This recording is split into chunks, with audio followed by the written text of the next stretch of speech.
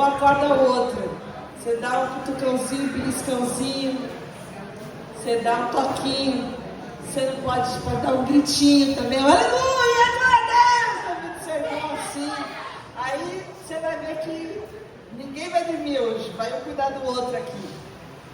A gente está falando sobre as coisas que enfraquecem a gente na nossa caminhada com o Senhor.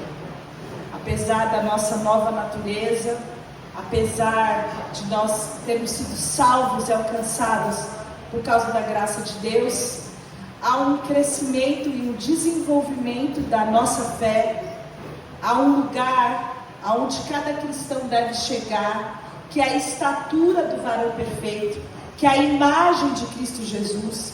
E essa caminhada e esse desenvolvimento da nossa fé sofre algumas intervenções, sofre com algumas situações e dificuldades que estão no nosso caminho, que a gente carinhosamente nesse retiro chamou de criptonita. São as coisas que nos enfraquecem e roubam a nossa força espiritual e querem nos destruir.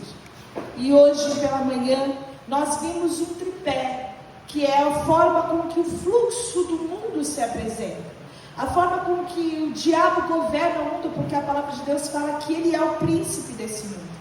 E ele vai agir nos nossos desejos, ele vai agir gerando em nós desejos e cobiça, a cobiça da carne, a cobiça dos olhos e também a soberba da vida. E nós vimos o quanto essa soberba da vida e essa arrogância é um tipo de idolatria, é a auto-idolatria, onde eu escolho o meu jeito, um jeito independente do jeito de Deus, e mesmo tendo conhecimento da palavra de Deus revelada, eu prefiro voluntariamente, conscientemente, sabendo qual é a vontade de Deus e aquilo que está escrito, agir contra a palavra de Deus. Mesmo sendo um cristão, mesmo sabendo quais são as consequências espirituais da minha vida e na vida da minha igreja, como nós falamos ontem, e também na congregação, eu voluntariamente desejo continuar agindo de uma forma distante daquilo que Deus deseja.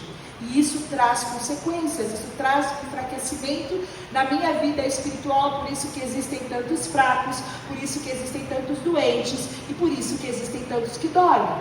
E da mesma maneira, a ausência do contentamento, a ausência desse estado de satisfação, onde nós olhamos tudo à nossa volta, aquilo que nós temos, aquilo que nós somos em Cristo, nós sabemos que tudo isso vem de Deus, do Pai das luzes, isso enche o nosso coração de gratidão. Ao invés desse contentamento, nós temos uma inquietude, uma inquietação, estamos sempre à busca de algo mais, da necessidade de ter aquilo que nós não temos, ou de ser aquilo que nós não somos, e essa cobiça da carne, e essa cobiça dos olhos, também completam esse tripé, que é a forma com que o mundo age.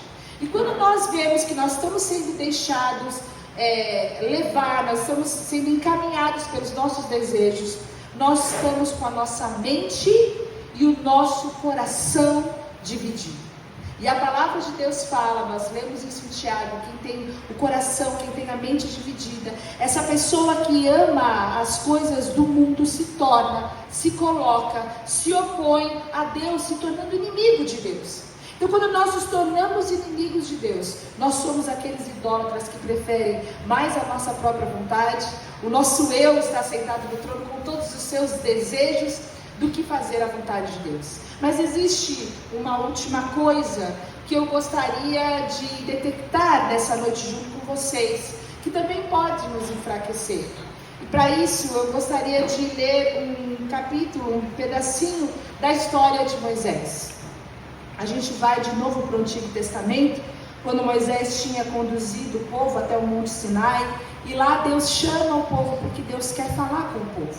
E a palavra de Deus então em Êxodo 19, os versículos 3 a 4, diz: logo Moisés subiu o monte para encontrar-se com Deus, e o Senhor o chamou do monte, dizendo: diga o seguinte aos descendentes de Jacó, e declare aos israelitas: vocês viram o que eu fiz ao Egito, como os transportei sobre asas de águia e os trouxe para junto de mim. Disse o Senhor a Moisés: virei a você numa densa nuvem, a fim de que o povo, ouvindo-me falar-lhe, passe a confiar em você. Então Moisés relatou ao Senhor o que o povo lhe dissera, e o Senhor disse a Moisés: vá ao povo, consagre-o hoje e amanhã, e eles deverão lavar as suas vestes, estar prontos no terceiro dia, porque nesse dia o Senhor descerá sobre o monte Sinai, à vista de todo o povo. Deus chama Moisés e fala: eu vou descer para falar com eles. Aliás, eu vou falar com vocês na frente deles, e eles vão passar a acreditar, eles vão passar a crer em tudo que você falar. E eu preciso que eles se santifiquem, eu preciso que eles limpem, o texto fala, lavem as vestes e estejam prontos. Eles precisam se consagrar, eles vão ter 2 dias para fazer isso, porque eu trouxe esse povo para junto de mim, esse povo para ser o meu povo, eu escolhi para que sejam o meu povo. Então eles deveriam se lavar, se consagrar e se santificar. Porém, quando você continua lendo o capítulo, você chega no versículo 20, e o povo teve medo.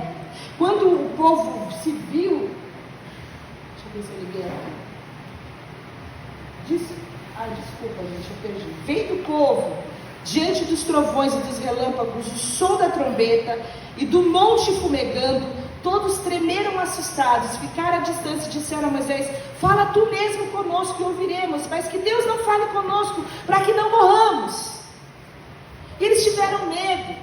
E é interessante que quando você lê no versículo 6 do capítulo 19, Deus fala que esse povo ia ser um reino de sacerdotes, iam ser pessoas que teriam autonomia lá desde aquela época de estar na presença do Senhor, mas eles não quiseram, eles tiveram medo.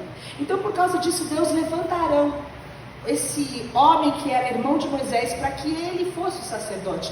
Moisés vinha trazer a palavra do povo para Deus, e o sacerdote seria aquele que ia fazer a intermediação entre o povo e Deus. E Deus então chama Arão para exercer um tipo de autoridade sobre esse povo. Eles sobem ao monte, mas na continuidade é o momento em que Moisés, sozinho, longe desses líderes que já estavam no monte, vai separadamente para mais perto de Deus, e lá ele fica 40 dias. 40 dias. O povo, passados esses 40 dias, começa a ficar eufórico. Eles começam a sentir falta de Moisés, e eles começam a ficar angustiados e ansiosos. E no capítulo 23, a gente já está no capítulo 23, o povo, ao ver que Moisés demorava para descer do monte, juntou-se ao redor de Arão e lhe disse: venha, faça para nós deuses que nos conduzam, pois a esse Moisés, o homem que nos tirou do Egito, não sabemos o que lhe aconteceu. Faça para nós deuses, porque a gente não sabe qual é a do Moisés. Estamos aqui no deserto, o homem subiu, nunca mais desceu, a gente precisa de alguma referência aqui. Faz uns deuses para nós, faz um Deus para nós. E Arão falou: tirem os brincos de ouro de suas mulheres, de seus filhos, das suas filhas, e tragam-os para mim. Todos tiraram seus brincos de ouro e levaram a Arão. Ele os recebeu, os fundiu, transformando num ídolo que modelou com uma ferramenta própria, dando-lhe a forma de um bezerro. Então disseram: eis aí os teus deuses, ó Israel, que tiraram vocês do Egito. Eis aqui, Deus que tirou vocês do Egito. Vendo isso, Arão edificou um altar diante do bezerro e anunciou: haverá amanhã uma festa dedicada ao Senhor. Está aqui ainda. E vocês vão poder se assentar para comer e beber e se entregar à farra. E esse é o momento em que Arão, que era alguém que deveria ter uma autoridade para trazer um discernimento para aquele povo, faz então um ídolo, faz um bezerro de ouro. E nós temos aqui alguns indicativos de algo muito especial, porque quando o texto fala, quando eles pedem para eles um Deus, eles falam para que ele prepare um Elohim para eles. Elohim era comumente chamado o nosso Deus. Quando nós lemos que o Deus criou os céus e a terra, lá em Gênesis está falando do Elohim. Mas eventualmente a palavra também usa a palavra Elohim para outros deuses, de forma que você precisa ler o contexto para saber de que Deus ele está falando. Mas na segunda vez, Quando Arão fala que acaba aquele molde, aquela fundição, e tem ali um bezerro de ouro, ele fala: olha, esse é o Deus de Israel, esse é o Deus Elohim, o Deus que tirou vocês da terra do Egito. E eles sabiam muito bem que Deus era esse que tinha tirado da terra do Egito. Já não era um Deus qualquer, já não era um Baal, já não era um Dagon, já não era um Azarote, era um Deus, o Deus que os tirou da terra do Egito. Mas mais precisamente, no final, quando ele fala: amanhã haverá uma festa dedicada ao Senhor, essa terceira referência é ao Deus Iavé. Sabe quantos Deus Iavé existe na palavra de Deus? Um único. É aquele tetragrama cuja palavra sequer era pronunciada. Nós é que mudamos e acrescentamos algumas vogais para que pudéssemos chamar o nosso Deus de Yahvé. O que acontece aqui, quando nós lemos no original daquilo que eles estavam falando, eles estavam se referindo ao nosso Deus. Eles queriam uma imagem de um Deus, mas eles queriam a imagem do Deus poderoso que os tinha tirado da terra do Egito. Eles queriam um Deus que pudesse satisfazer os seus próprios desejos, um Deus que pudesse aquietar o seu coração, um Deus que estivesse no timing deles, porque Deus estava demorando, Moisés estava demorando. Eles precisavam de um Deus falsificado, de um Deus bode. E é isso que Arão faz aqui. Ele construiu um falso Cristo, um falso Deus, um falso Yahvé. Não era Ra, não era Dagon, não era Zerá, não era Baal, era Deus. Então eles fazem um bezerro de ouro. E eles sabiam quem os tinha tirado da terra do Egito. Eles tinham vivenciado, através de tantas maravilhas, e tantos milagres, e tanto poder de Deus.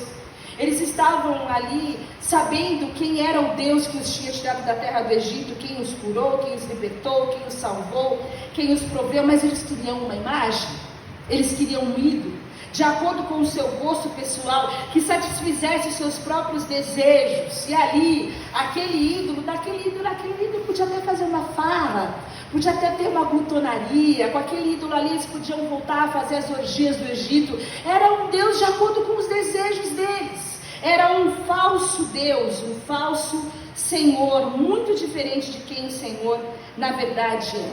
Para nós hoje, seria equivalente a gente ter um tipo de Cristo, um tipo de Deus, servir um tipo de Senhor que aceitasse todas as nossas patifarias, que aceitasse que nós fôssemos cristãos sem qualquer tipo de transformação. Seria um tipo de Deus bode que nós pudéssemos construir cada vez que nós estivéssemos ansiosos ou inquietos. Seria alguém que viesse para nos socorrer nos nossos momentos de angústia, mesmo que nós não quiséssemos estar em sua presença. Mesmo que nós não quiséssemos ouvir a sua voz. No momento de angústia, no momento de aperto, a gente quer um Deus. A gente quer um falso Deus que possa nos satisfazer e aquietar o nosso coração. É um tipo de Jesus bode que nos dá tudo aquilo que as nossas paixões enganosas desejam. E você vai se lembrar que algumas orações que você fez nessa vida foram orações completamente erradas, que você sabia que aquilo destoava da vontade de Deus. E você falava até no finalzinho da oração: mas Senhor, se for da tua vontade, mesmo assim. Provavelmente você estava orando para esse Cristo que você mesmo criou. Um Cristo que pudesse satisfazer um desejo que você sabe que é contrário à vontade dele mesmo. E a pergunta que eu faço hoje é: será que nós hoje criamos um Cristo falsificado? Será que nós podemos criar um Jesus que não confronta, que não julga, que não se importa com as condutas da nossa cultura? Será que nós temos um Jesus que não confronta a homossexualidade, a impureza sexual, o sexo antes do casamento, o adultério, a maledicência, a falta do perdão, a bebedeira, a amargura, as más conversações? Será que nós temos um tipo de adoração a um Cristo que nos aceita como nós somos, independente do tempo de crescimento que nós deveríamos ter? Porque nós vemos que há um aumento, uma proliferação de igrejas que criaram o falso evangelho que Paulo fala. A gente tem um grupo que a gente sempre manda algumas mensagens de igrejas que são feitas por pastores homossexuais. Não sei se você já conhece algumas, se você viu. Outro dia a Luiz me mandou uma pessoa saindo das águas do batismo, uma moça, e a outra moça que era companheira dela, que estava aguardando para abraçar das águas do batismo. Que tipo de Cristo é esse que essas pessoas conheceram? Que tipo de Cristo é esse que essas pessoas acham que elas estão seguindo? Que tipo de bezerro, que tipo de criatura que se fundiu na mente e no coração humano, que preenche todas as necessidades e os desejos dessas pessoas, que podem trazer para elas algum tipo de aquietação espiritual, de consolo espiritual. Nós sabemos que quando Deus vê aquela farra, aquela bagunça, aquele bezerro, Ele fala para Moisés: Moisés, nosso papo está bom aqui, meu filho, mas você vai ter que descer, que o bicho está pegando lá embaixo.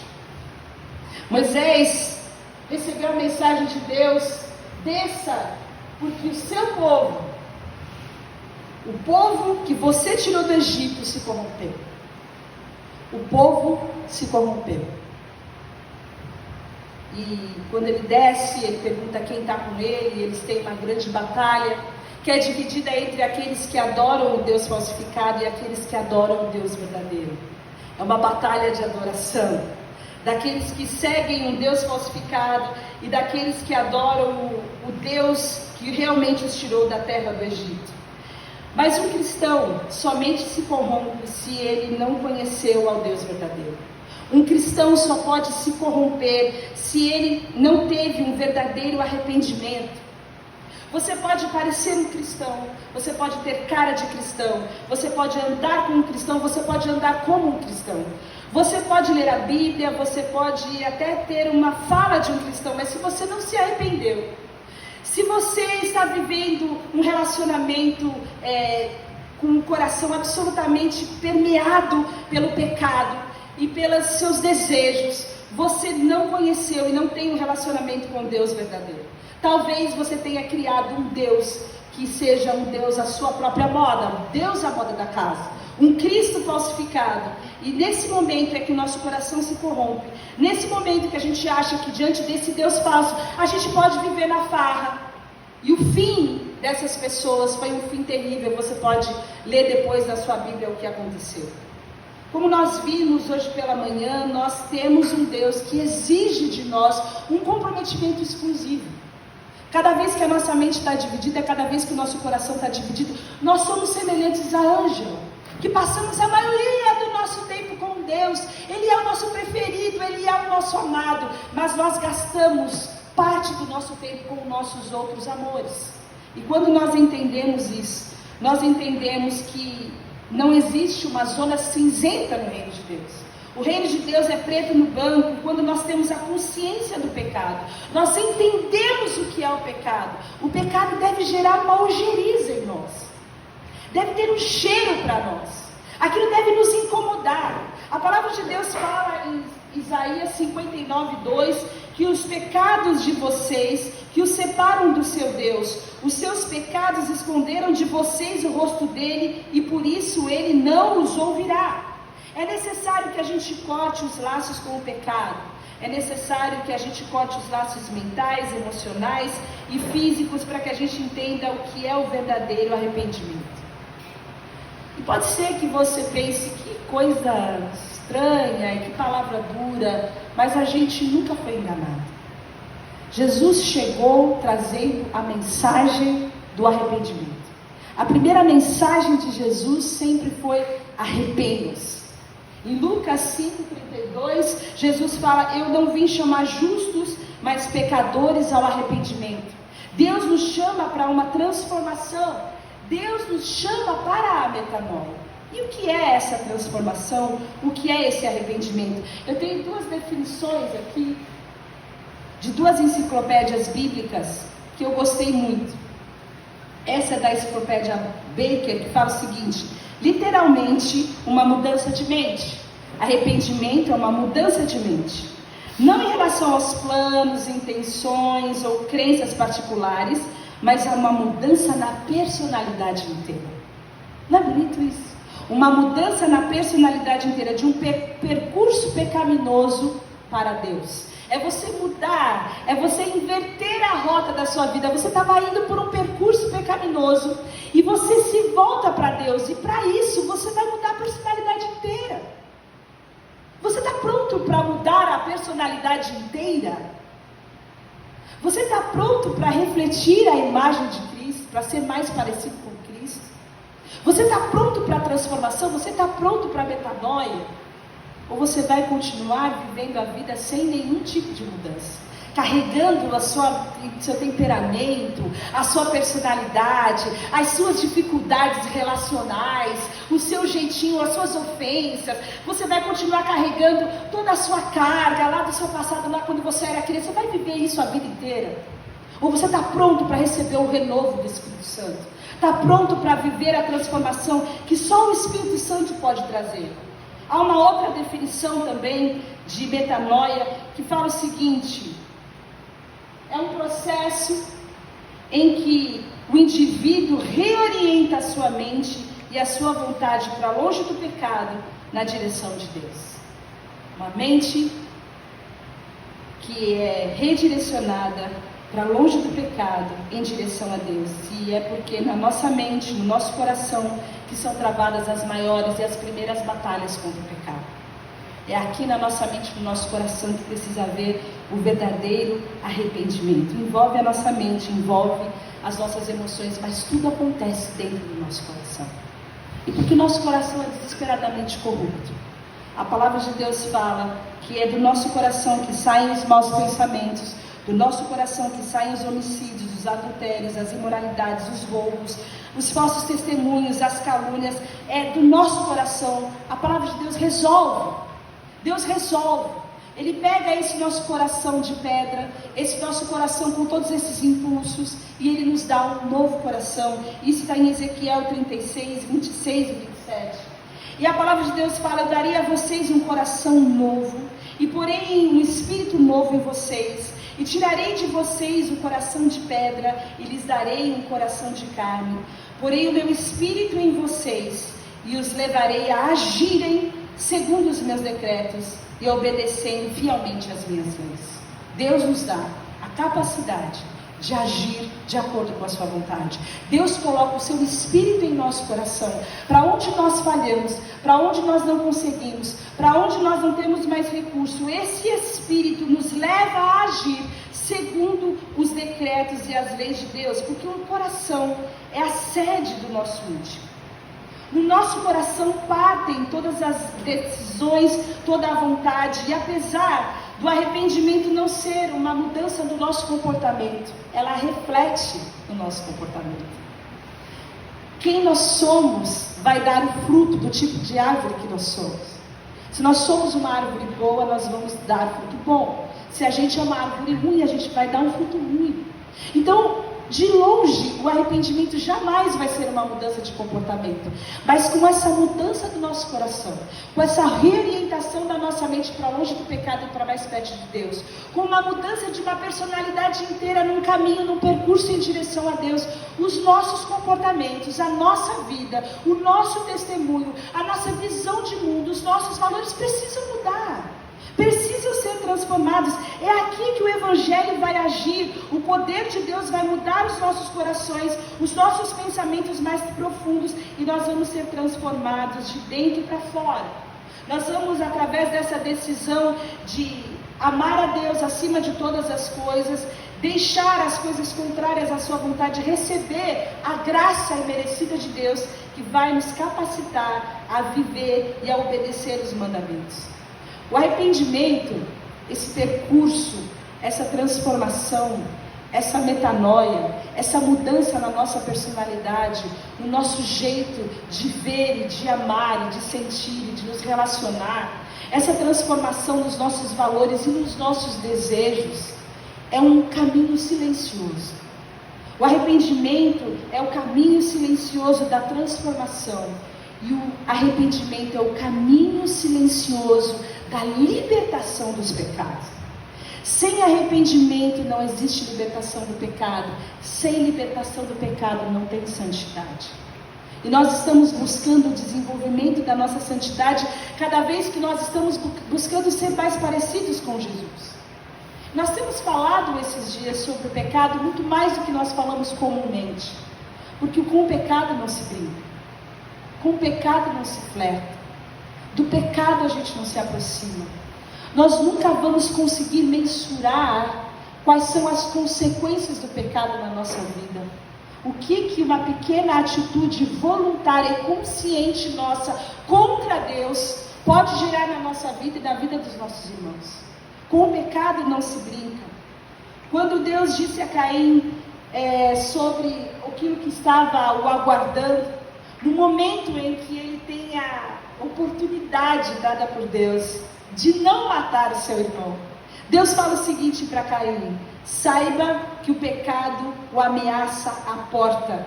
Ele deseja conquistá-lo, mas você deve dominá-lo. Ele teve um momento ali de domínio. A história poderia ser absolutamente outra. Mas no momento em que Caim decidia se ele ia ou não matar o seu irmão, ele fez uma escolha contrária à vontade de Deus.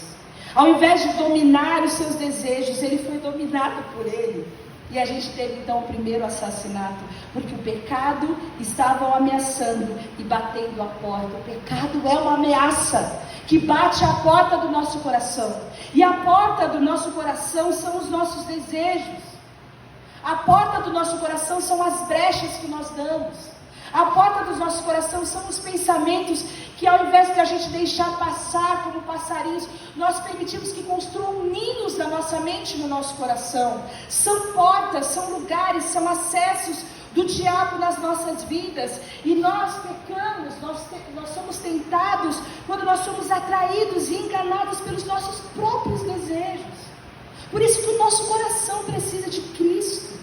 Por isso que nós precisamos de uma renovação do nosso entendimento para experimentar a boa, perfeita e agradável vontade de Deus. Por isso que nós não podemos usar moldar a esse mundo. Por isso que nós devemos remar contra a maré, porque se nós deixarmos que os nossos corações sejam encharcados por esses desejos, a palavra fala que esses desejos fazem com que o pecado nasça. E o pecado, quando já está maduro, produz a morte. O pecado muda o nosso coração rapidamente. E Hebreus 3,13 fala que ele pode endurecer o nosso coração.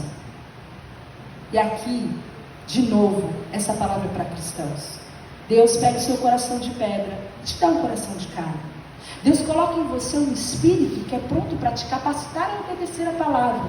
Mas porque você decide permanecer na prática do pecado, decide seguir a sua vida e o seu fluxo sem uma direção de Deus, o seu coração se torna de pedra de novo. O seu coração se torna endurecido de novo. E o texto diz que ele se torna endurecido por causa do engano do pecado. O arrependimento é a busca do padrão do céu. É a busca do padrão de Deus. Existe um padrão no céu? Sim, existe um padrão no céu. Existe mandamento no Novo Testamento? Sim, existem mais de 500. Diretrizes, decisões que você pode tomar de acordo com a vontade de Deus. E existe uma possibilidade de você pegar toda essa verdade e levar para dois extremos na sua vida. O primeiro deles, quando nós confrontamos com a palavra de Deus, com a palavra viva de Deus, com aquilo que Deus estabeleceu como padrão para as nossas vidas, nós podemos levar tudo isso para o lado do legalismo. E o legalismo é muito perigoso, irmãos.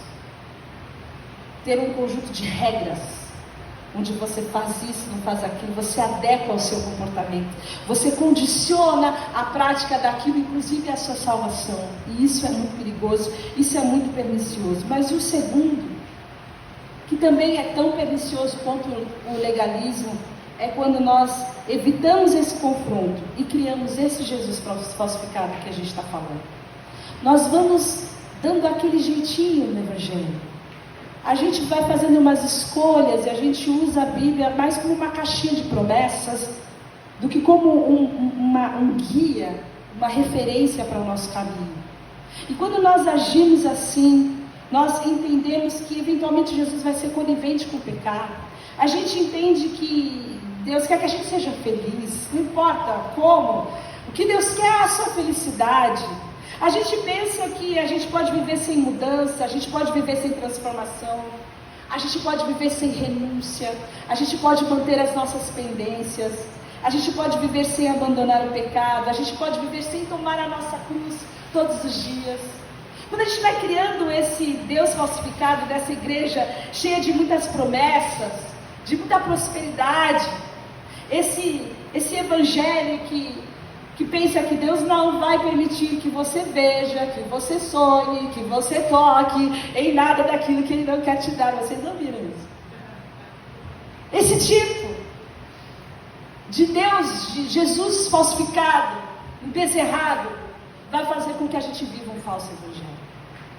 Vai fazer com que a gente não seja transformado. Esse tipo de vida não é a vida para a qual nós fomos chamados.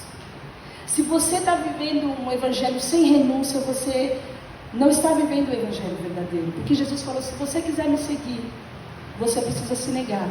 Você precisa tomar a sua cruz e aí você vem. Esses são os seguidores de Jesus. Renúncia, sacrifício, escolher o reino em primeiro lugar, pensar nas coisas do alto, deixar com que as nossas vidas sejam dirigidas pelo Espírito Santo, ao invés de serem dirigidas pelo nosso jeito de pensar e pelos nossos desejos. Renunciar às ofertas que parecem para nós tão coloridas, tão iluminadas, parece uma coisa tão legal, mas a gente sabe que não é a vontade de Deus para nós. É um caminho onde nós vamos seguir a um único Deus verdadeiro. A gente pode acrescentar Cristo na nossa vida e achar que a gente pode seguir sem mudança. A gente é o que a gente é, mais Cristo. Mas aonde Jesus chega, Ele transforma tudo. Amém. Aonde Jesus chega, Ele faz novas todas as coisas. Aonde Jesus chega, há uma movimentação espiritual. Então nós precisamos crer que Jesus está fazendo coisas novas nos nossos corações. E devemos estar prontos para renunciar aquilo que está ferindo a santidade, aquilo que está ferindo a imagem de Deus nas nossas vidas, para nós seguirmos ao nosso único Deus verdadeiro. E aí a gente passa por uma segunda fase. Como que a gente vai eliminar essa criptonita que nos enfraquece, que nos rouba? Como a gente arranca a arrogância, a cobiça e seguir a um Deus segundo os nossos próprios conceitos, um Deus criado. A gente vai ver isso amanhã. Eu espero que o Espírito Santo possa levar o seu coração a esse arrependimento, a essa busca daquilo que é novo, a essa busca daquilo que Deus tem para você a mais, a você mergulhar um pouco mais, a você não ficar com as águas só nos artérios, a você mergulhar e ir para as águas do joelho, até que você possa estar profundamente mergulhado na vontade do Senhor na sua vida. Tem mais, Deus tem mais. E a palavra de Deus nos garante que aqueles que o buscam, aqueles que buscam ao Senhor o encontram. Então, se você buscar o Senhor, se o Espírito Santo tem falado ao seu coração, busque ao Senhor a libertação, busque ao Senhor essa nova vida, busque ao Senhor essa mudança da sua personalidade. Eu sei que você está cansado de um monte de coisas, de ficar pedindo perdão pelos mesmos pecados, de ficar reincidindo nas mesmas coisas, de ficar gerando o mesmo mal para as pessoas que você ama. Deus tem, através do seu Espírito, o poder de transformar todas essas circunstâncias, à medida que Ele for gerando um espírito novo num coração novo. Isso é o arrependimento. Esse é o caminho silencioso da transformação, onde você vai dizer, olha, eu não vivo mais, mas agora é Cristo que vive em mim. As coisas velhas já passaram, e eis que tudo se fez novo. Que Deus gere esse novo no nosso coração, em nome de Jesus. Vamos orar. Senhor, nós pedimos que o Teu Espírito continue falando aos nossos corações. Nós pedimos que o Senhor possa trazer as áreas das nossas vidas em que há necessidade de arrependimento. Aquilo, ó Deus, que nós precisamos entregar, aquilo que nós precisamos renunciar, aquilo que nós precisamos consertar para poder seguir a Cristo.